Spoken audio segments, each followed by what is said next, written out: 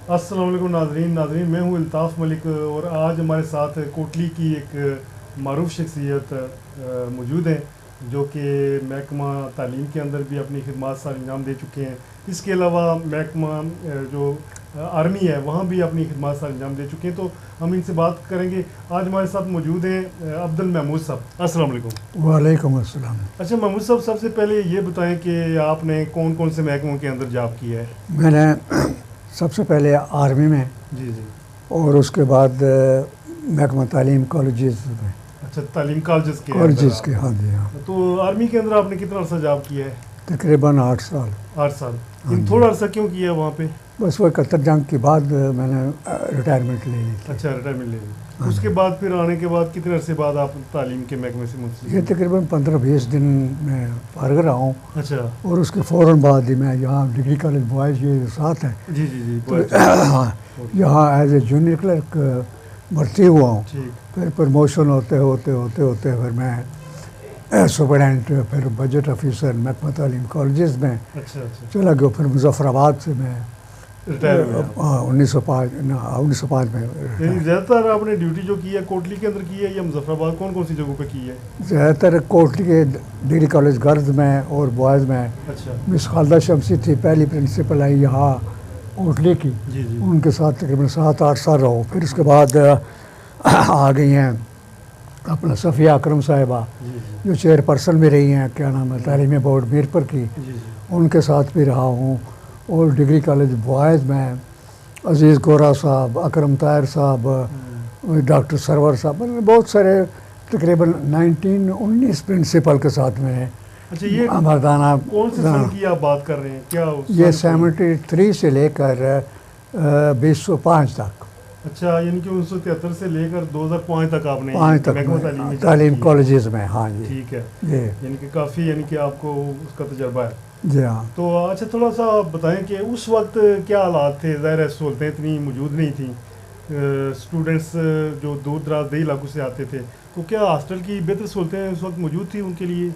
हमारे कॉलेज में यहाँ तो हमीद हॉस्टल होता था जो आजकल वो अभी भी है। तो ये जो नया हॉस्टल बना है ये बाद में बना है। तो उस वक्त जो इमारत थी जहाँ मैं as a junior clerk appoint हुआ हूँ, तो मलिक महमूद्दीन साहब और बाबू फजल साहब हेड क्लर्क थे और मैं एज ए जूनियर क्लर्क इस डिग्री कॉलेज में अच्छा। एज ए जूनियर क्लर्क भर्ती हुआ हूँ। सही। तो उसके साथ मैं काम करता रहा फजल साहब के साथ। कोयटा के थे डीएसपी तफ़ैल साहब, मिर्ज़ा तफ़ैल साहब को आप शायद जानते होंगे या नहीं। जी। तो ये उनके भाई थे बड़े, अच्छा। मिर्ज़ा तफ़ैल साहब के। तो उनके साथ रहा हूँ। फिर यहाँ से मेरे तबादले होते रहे, कभी बॉयज़ कॉलेज, कभी गर्ल्स कॉलेज, यहाँ से फिर पंजेड़ा, अच्छा अच्छा। दुलिया जट्टा, ठीक। नाड़, तो इन कॉलेजेस में मैं भी रहा हूँ एज ए हेड क्लर्क। अच्छा अच्छा। As a head clerk Muzaffarabad में कितना अर्सा रहे हैं? मुजफ्फराबाद में तकरीबन 4 साल रहा हूँ मैं। वहाँ क्या ये तालीमी महकमे के अंदर रहे या स्कूल का? नहीं, कॉलेजेस का मैं as a student budget and accounts था वहाँ पे जो अदारा है पूरी सेक्शन थी मेरे पास। अच्छा अच्छा अच्छा अच्छा। जी हाँ। ठीक है। अच्छा, कोटली के बारे में थोड़ा सा बताएं कि आपकी पैदाइश वैसे कौन सी सन की है? ये मेरी है 1945 की, ये होलार की है। अच्छा, 1945, यानी कि पाकिस्तान आपके बाद बना है 5 साल का? हाँ नहीं, 5 साल 2 साल 2 साल बाद 45, 46, 47। हाँ ठीक जी। है, 47 बाद। तो यानी कि उस वक्त आपको 1945, तो उम्र कितनी बन जाती है इस वक्त?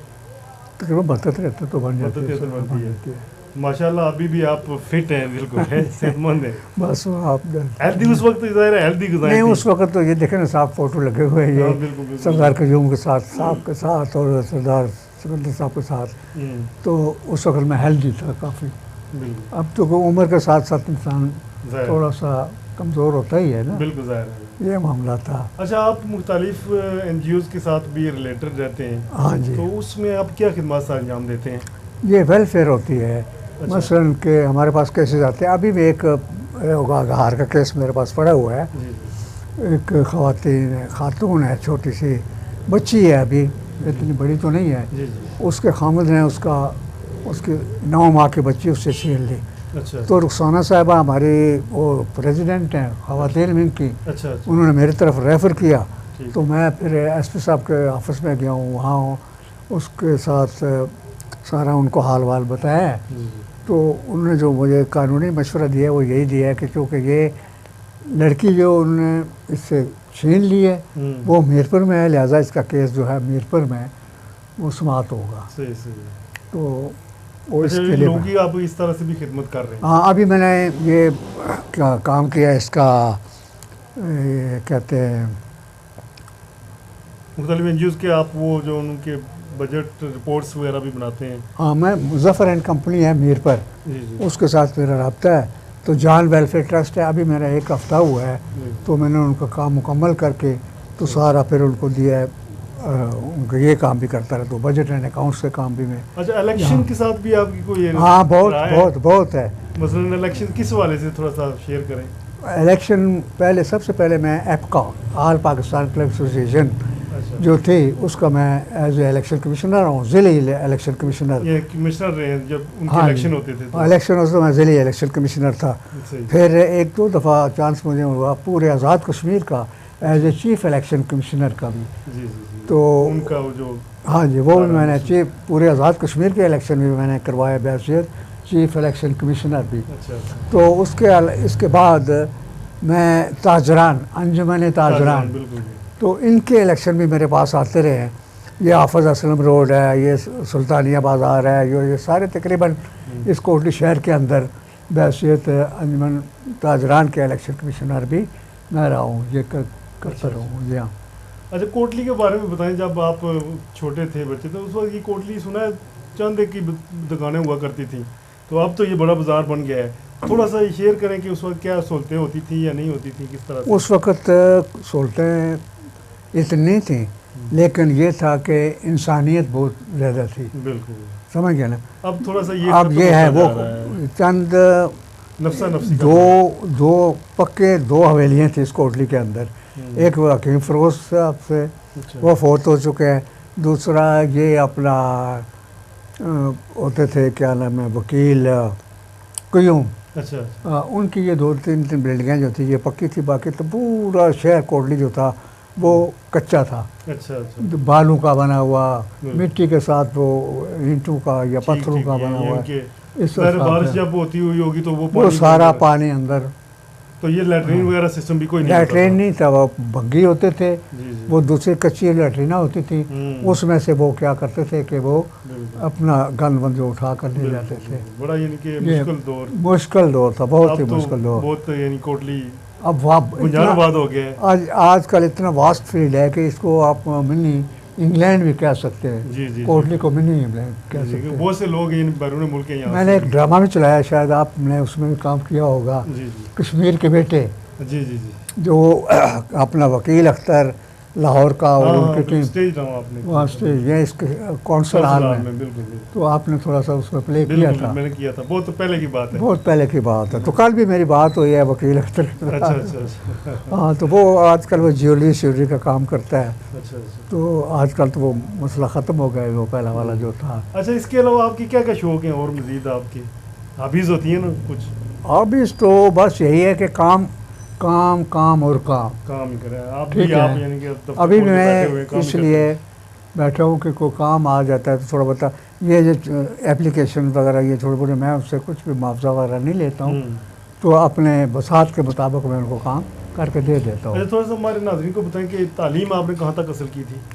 ये FA तक। FA तक उस वक्त? हाँ जी। ठीक है। तो उस वक्त यानी कि जॉब FA वाले को मिल जाती थी? मिल जाती, बल्कि अंडर मैट्रिक को मिलती थी, ये तो अच्छा, अच्छा। बहुत दूर थी बात। जी जी बिल्कुल। मैंने जो ज्वाइन किया तो उस मैट्रिक था इस वक्त, बाद में फिर मैं प्राइवेट जो किया इसका मामला। अच्छा, आखिर में आप कोटली की आवाम को, खासकर जो आपके दौर के लोग हाँ हैं, जी। जो बैरून मुल्क हैं, कुछ इधर हैं, कुछ तो फोत हो गए हैं, तो आपको जो सुन रहे हैं, देख रहे हैं, उनको कोई पैगाम मैसेज देना चाहें?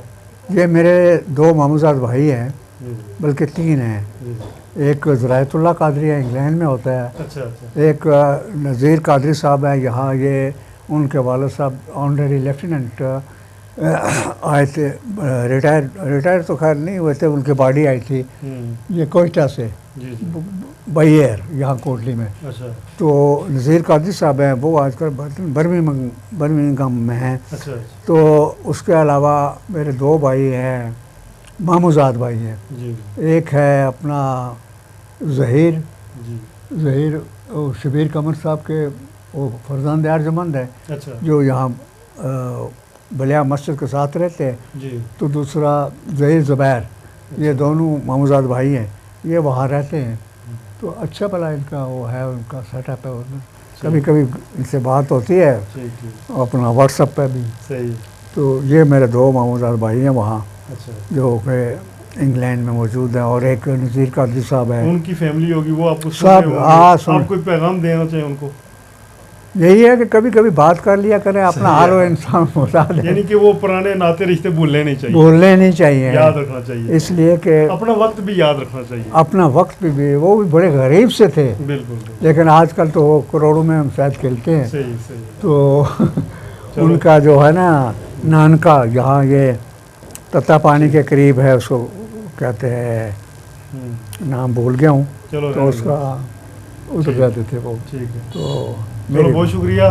तो नाजरीन, ये थे अब्दुल महमूद साहब, जो कि कोटली के वाले से अपने बारे में अपने ख्यालात का इज़हार कर रहे थे। उम्मीद है ये वीडियो आपको पसंद आई होगी। आप हमारे चैनल को सब्सक्राइब करें। इस वीडियो में मुझे दें इजाज़त। मैं हूँ अल्ताफ़ मलिक और आप देख रहे हैं AMWO TV Urdu. Thank you, bye bye.